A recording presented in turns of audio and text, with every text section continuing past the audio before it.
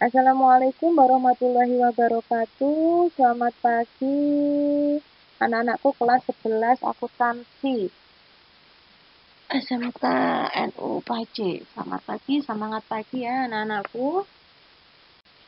Hari ini berjumpa lagi dengan saya masih dalam akuntansi keuangan piutang ya. Kita masih dalam piutang. Ini adalah pertemuan kita yang ketiga, masih bersama saya dengan Rizka Nurlaini.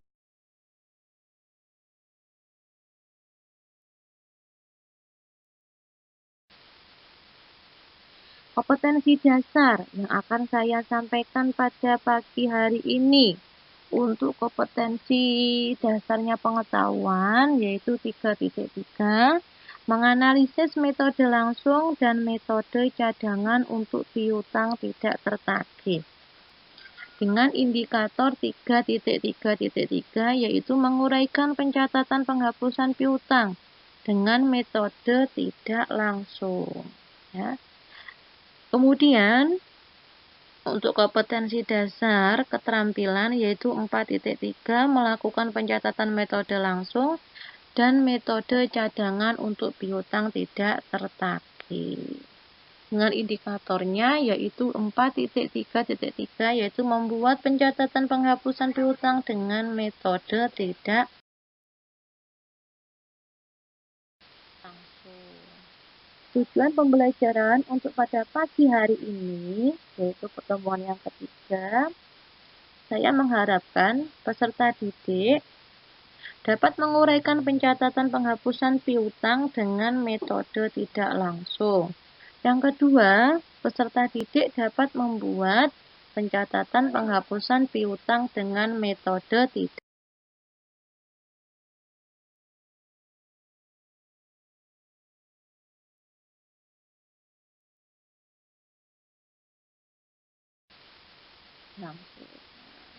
Kemarin kita sudah mempelajari tentang metode langsung ya untuk pertemuan kita yang kedua. Nah, untuk pertemuan kita yang ketiga ini kita akan membahas dan kita akan belajar bersama-sama tentang metode cadangan. Saya ulas lagi jurnal-jurnalnya, yaitu ketika piutangnya tersebut ditaksirkan, itu jurnalnya kerugian piutang pada cadangan kerugian piutang. Saat piutang dihapuskan, itu cadangan kerugian piutang pada piutang. Kemudian pada saat debitur sanggup melunasi piutangnya, itu adalah piutang pada cadangan kerugian piutang. Yang ketiga, debitur sudah membayarnya berarti kas pada piutang dagang. Kemudian yang ketiga, debitur datang untuk menyanggupi melunasi dan langsung membayarnya, yaitu kas pada cadangan kerugian piutang. Nah, ini tadi adalah jurnal-jurnal pada metode cadangan ya. Ini sangat mudah ya, mudah sekali dipahami. Kita langsung saja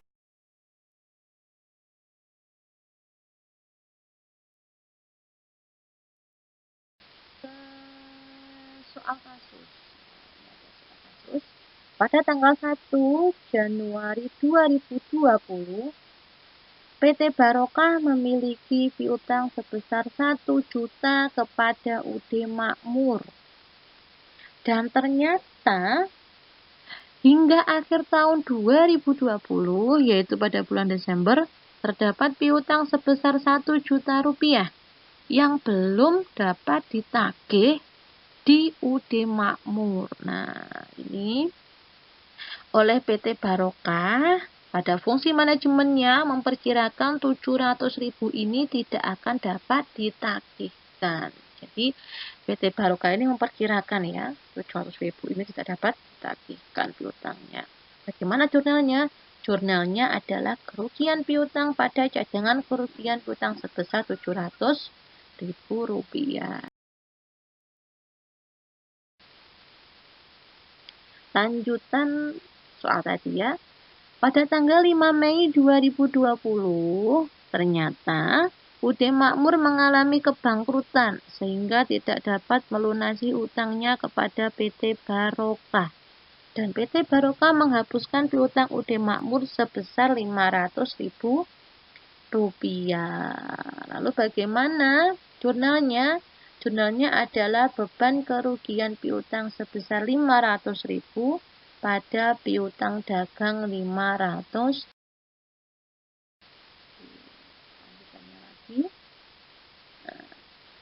Kemudian tanggal 1 September 2020, UD Makmur menyatakan kesanggupan untuk membayar utangnya kepada PT Barokah, di mana oleh PT Barokah tersebut piutang UD Makmur ini sudah dihapuskan. Lalu bagaimana jurnalnya?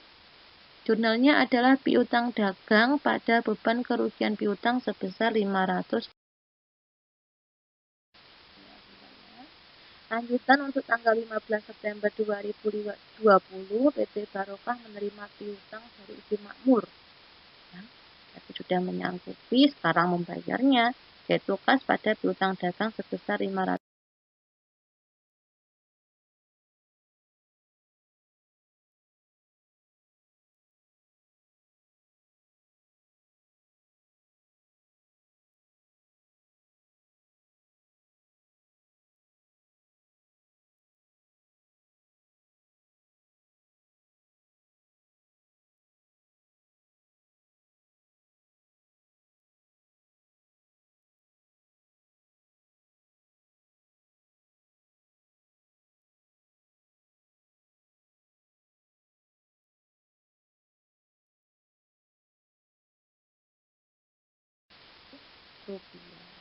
Lanjutan untuk tanggal 1 September 2020, ya, UD Makmur datang ke PT Barokah dan menyatakan sanggup dan langsung membayarnya. Berarti dia langsung membayar. Itu adalah jurnalnya kas pada beban kerugian piutang sebesar Rp500.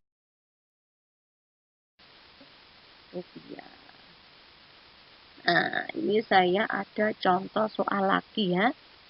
Ada contoh soal lagi yaitu PT Profit melakukan penjualan kredit pada tanggal 1 Februari 2016 kepada PT Surla sebesar 10 juta. Hingga akhir tahun 2017 terdapat piutang sebesar Rp500.000 yang belum dapat ditagih. Manajemen memperkirakan 100.000 tidak akan dapat ditagihkan.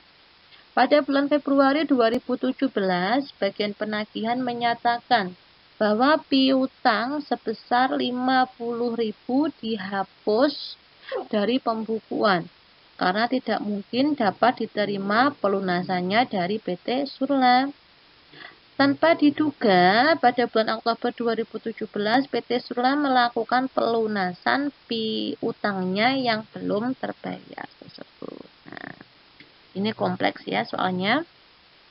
Lalu bagaimana untuk penjurnalannya? Ini pembahasannya untuk penjurnalannya. Kerugian piutang tidak tertagih dicatat berdasarkan taksiran, yaitu kerugian piutang pada cadangan kerugian piutang sebesar Rp700.000.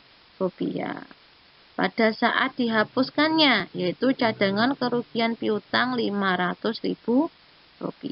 Kemudian, pada saat debitur tadi sanggup melunasi, itu adalah piutang pada cadangan kerugian piutang Rp500.000.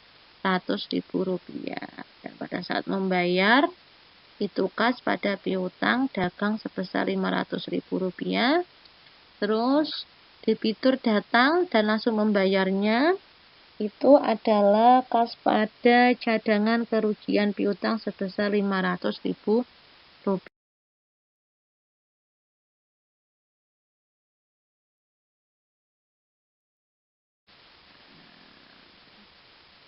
Itu tadi adalah penjelasan saya secara singkat tentang metode langsung beserta soal kasusnya. Nah, dari ini dapat kalian simpulkan apa itu metode cadangan untuk penghapusan piutang. Nah, kalian simpulkan sendiri. Disimpulkan metode cadangan itu apa. Terima kasih untuk hari ini.